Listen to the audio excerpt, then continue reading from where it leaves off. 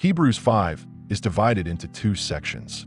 Hebrews 5, 1 through 7. A high priest appointed by God. Christ likewise did not appoint himself, but was named Son and Priest, offering reverent prayers during his earthly suffering. Keep verse 5 in mind as you review this section. In the same way, Christ did not take on himself the glory of becoming a high priest. But God said to him, "You are my son. Today I become your father."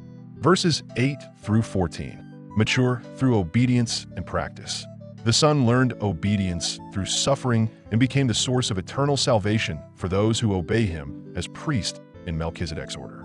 Verse 9 captures an important idea in this passage. And, once made perfect, he became the source of eternal salvation for all who obey him. We are about to read through Hebrews chapter 5 from the beginning. Every high priest is selected from among the people and is appointed to represent the people in matters related to God, to offer gifts and sacrifices for sins. He is able to deal gently with those who are ignorant and are going astray, since he himself is subject to weakness. This is why he has to offer sacrifices for his own sins, as well as for the sins of the people. And no one takes this honor on himself, but he receives it when called by God, just as Aaron was. In the same way, Christ did not take on himself the glory of becoming a high priest. But God said to him, "You are my son. Today I become your father." And he says in another place, "You are a priest forever in the order of Melchizedek." During the days of Jesus' life on earth, he offered up prayers and petitions with fervent cries and tears to the one who could save him from death, and he was heard because of his reverent submission. Son though he was, he learned obedience from what he suffered.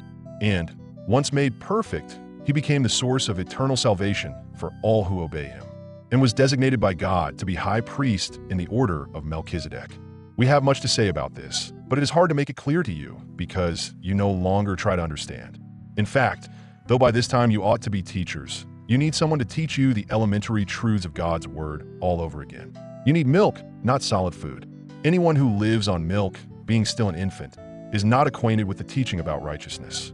But solid food is for the mature, who by constant use have trained themselves to distinguish good from evil.